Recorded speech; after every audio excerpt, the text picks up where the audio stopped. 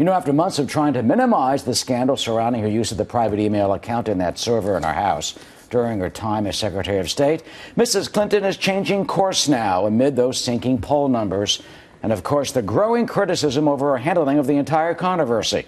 The Democratic presidential candidate now apologizing. I should have used two accounts, one for personal, one for work-related emails. That was a mistake. I'm sorry about that. I take responsibility. And I'm trying to be as transparent as I possibly can to not only release 55,000 pages of my emails, turn over my server, but I am looking forward, finally, to testifying before Congress. Joining us now, Lisa Booth, Republican strategist and vice president at the conservative polling firm WPA Research, and Richard Fowler, Democratic strategist and radio talk show host. Nice to have you both. Hi, Jenna. So, Richard, last week, no apology. This week, an apology. Why?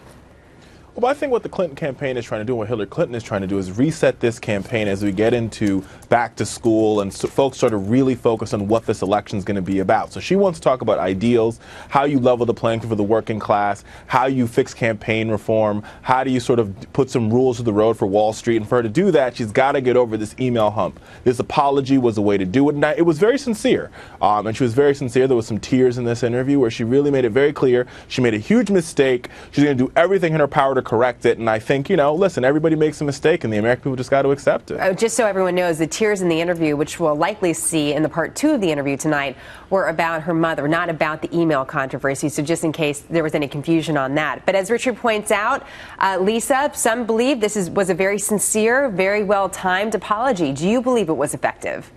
Not at all, and she's continuously tried to reset her campaign, but she's been incapable of doing so.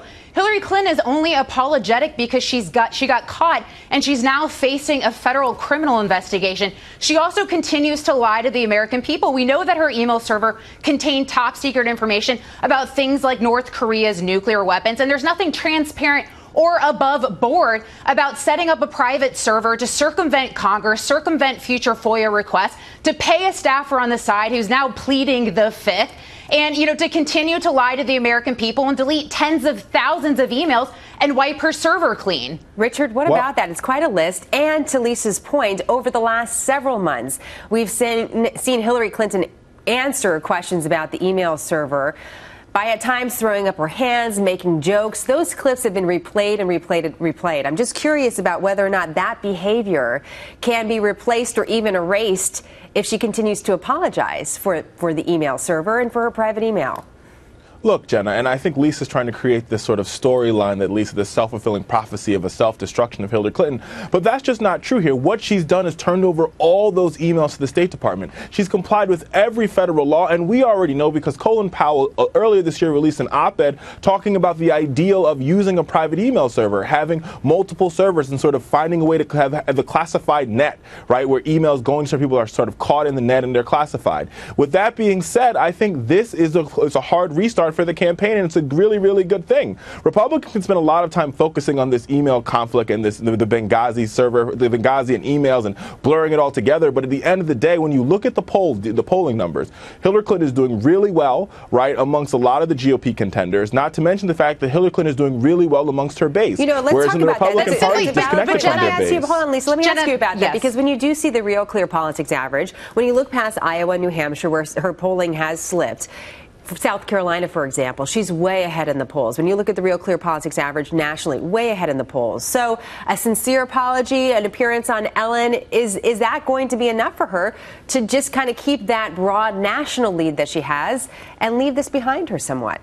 Well, it's not. She's not going to be able to leave this behind because there are going to be ongoing congressional investigation, and there's going to continue to be new information that surfaces. And to Richard's point, it's not me creating these headlines. It's the New York Times. It's the Associated Press. It's every national news outlet that are creating the headlines and reporting about Hillary Clinton's emails. And the biggest problem Hillary Clinton is facing is that the number one word associated with her is liar. The majority of Americans do not trust her. Her unfavorables are as high as they've ever been. The most recent national poll, yes, it is. No, Richard, let me finish. The most recent national polls are the worst showing that she has faced to date. She's been losing in the most recent New Hampshire poll. She's lost 23 points in Iowa. It brings up a point. She's in a lot of trouble. Lisa, again, a long list there, Richard. Is it too late at this point? The investigation is continuing by the FBI into the server. She's continuing to release emails. It's going to be a part of her campaign. She says she's trying to be transparent. We saw that in the clip. Is that just not enough? And is it too late for her? Well, I think it's more than enough. And number one, I would caution Republicans on spiking the football around this apology and around this email server and not talking to the American people about ideals of how they plan on moving the country forward. If they want to spend the entirety of their campaign focused on Hillary Clinton, it's going to be dismal for them as we get into the general election. Number two, to Lisa's point, this ideal of her trustworthy numbers. Yes, her trustworthy numbers are lower, but that poll has polled Republicans, right? So there are polls people who never vote for Hillary Clinton in the first place. Lisa won't vote for Hillary Clinton. She thinks she's untrustworthy. That's Lisa, for a final thought on this. How do Republicans handle this, Lisa? Obviously, the Hillary Clinton campaign is trying to do something here. Whether or not it's effective, there will be plenty of debates that we'll have likely on this program about that. But what do you think is the appropriate management by the Republican Party to benefit, if there is a benefit to be had here? Well, Republicans are absolutely talking about jobs in the economy. That's what they're talking about every day they hit the campaign trail. But Hillary Clinton's emails should be a focus of the public dialogue because she is running to be commander-in-chief of the United States, to be president of the United States, and she cannot be trusted. And she's also not responsible enough to be president when she had an opportunity as Secretary of State and violated the trust of the American people and put her national security at risk about emailing about top secret things like North Korea on an unsecure server. Well, that's what Republicans say. We'll see what happens with the poll numbers, because some are suggesting that the poll numbers are one of the reasons why she came out with the apology when she did. We'll see if it's an effective use of her time. Richard, Lisa, great to have you both. Thank you. Thank you for having us.